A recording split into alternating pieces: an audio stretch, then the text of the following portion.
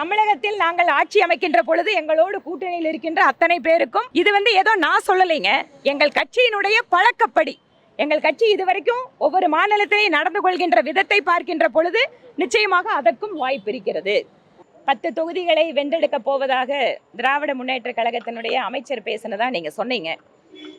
26 சட்டமன்ற தேர்தலிலே இந்த 10 தொகுதிகள் எப்படி தேசிய ஜனநாயக கூட்டணி வென்றெடுக்க போகிறது என்பதை நீங்க பார்க்க தான் போறீங்க. கூட்டணி கட்சியில் இருக்கக்கூடிய ஒரு தலைவருக்கு மாநிலத்தினுடைய முதல்வர் பதவியை கொடுத்து அழகு பார்த்தது பாரதிய ஜனதா கட்சி.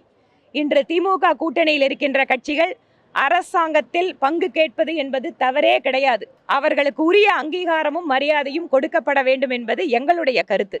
நான் முன்னாடி சொன்ன மாதிரி யாருடன் கூட்டணி அமைப்பது, எப்போது கூட்டணி அப்படிங்கிறது எல்லாமே எங்க கையில இல்லை. சில காலமாக திராவிட முன்னேற்ற கழகத்தினுடைய கூட்டணியில் இருக்கின்ற அரசியல் கட்சிகள் நேரடியாக மாநில தலைவர்களோ அல்லது முக்கிய தலைவர்களோ இதை பற்றி பேசாமல் அவர்கள் கட்சியில் இருக்கின்ற அடுத்த கட்ட தலைவர்களை பற்றி இதை பற்றி எல்லாம் பேசி வருகிறார்கள். ஒருவேளை அவர்களுக்கு ஒரு செய்தியை சொல்ல வேண்டும் என்பதற்காக மரியாதைக்குரிய அமைச்சர் அந்த கருத்தை தெரிவித்திருக்கலாம். ஆனால் பாரதிய ஜனதா கட்சியை பொறுத்தவரை கூட்டணியில் இருப்பவர்கள் அவர்கள் சில சமயம் தேர்தலிலே அல்லது வெற்றியிலே மிகப்பெரிய பங்களிக்காவிட்டாலும் கூட அரசாங்கத்திலே அவர்களுக்கு பங்கு கொடுத்து அவர்களையும் ஒரு அரசோடு இணைத்து ஒரு மிகப்பெரிய ஒரு கூட்டணி அப்படின்ன போது கூட அந்த அரசாங்கத்தில் கூட கூட்டணி கட்சிகள் ஒவ்வொருவருக்கும் பங்களித்து அவர்களையும் சேர்த்து அரசாங்கத்தை நடத்துவது என்பது பாரதிய ஜனதா கட்சியினுடைய வழக்கம்.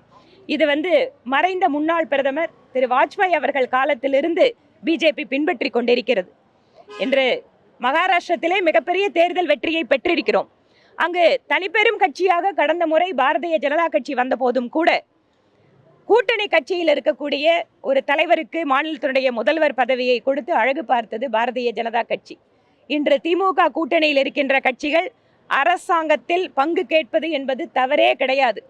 அவர்களுக்கு உரிய அங்கீகாரமும் மரியாதையும் கொடுக்கப்பட வேண்டும் என்பது எங்களுடைய கருத்து. இல்லை, அவர் திரு சு வெங்கடேசன் அவர்கள் மத்திய அரசாங்கத்தில் என்ன பண்ணாலும், என்ன நல்ல காரியம் பண்ணாலும் அவர் குறை கூறதுங்கிறத வழக்கமாக வச்சிருக்காரு.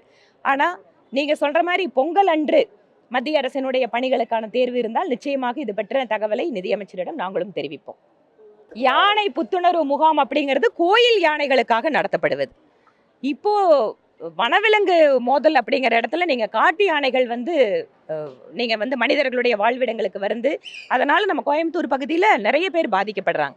இது தொடர்பாக விவசாயிகளுடைய கோரிக்கையெல்லாம் கூட சம்பந்தப்பட்ட வனத்துறை அதிகாரிகளிடம் நானே போன மாசம் பேசினேன். இது எந்த மாதிரி சயின்டிஃபிக்கா இதை அப்ரோச் பண்ணணுங்கிறது ரொம்ப முக்கியம். ஒரு பக்கம் நம்ம யானை காரிடாருக்கு தனியா வழி சொல்றோம், இல்ல அகழிகள் வெட்டுறோம். ஆனாலும் இப்போது டெக்னாலஜி வாயிலாக மதுக்கரை பக்கத்துல ரயில்வே துறை இன்னைக்கு ட்ரோன் டெக்னாலஜி வாயிலாக யானைகள் பாதிப்பு இல்லாம பண்றதுக்கு வழி பண்றாங்க. மாநிலத்தினுடைய வனத்துறையும் குறிப்பாக சென்சிட்டிவ் பகுதிகளை கண்டறிந்து புதிய தொழில்நுட்பத்தை பயன்படுத்தி இந்த வனவிலங்கு மனிதர் மோதலுக்கு தீர்வு காண வேண்டும் என்பது எங்களுடைய கோரிக்கை. இன்னொன்று, இந்த புத்துணர்வு முகாம் என்பது நடத்தப்படாமல் இந்த அரசாங்கம் நிறுத்தி வைத்திருக்கிறது.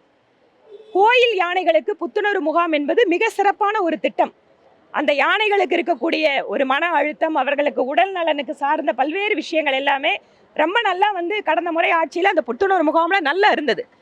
இதை வேண்டுமென்ற திமுக அரசு நிறுத்தி வைத்திருக்கிறது என்பது உள்நோக்கம் கொண்டது. ஏன்னா அவங்களுக்கு கோயிலையும் பிடிக்காது, கோயில் யானையும் பிடிக்காது. அதனால அந்த புத்துணர்வு முகாமை நிறுத்தி வச்சிருக்காங்க. கோயில் யானைகளுக்கு மீண்டும் புத்துணர்வு முகாம் என்பது நடத்தப்பட வேண்டும். இல்ல, நிச்சயமாக வேட்டை தடுப்பு காவலர்கள் நீங்க சொன்ன மாதிரி அவர்களுடைய கோரிக்கை நியாயமான கோரிக்கை. இந்த கோரிக்கையை நானும் வலியுறுத்துவேன்.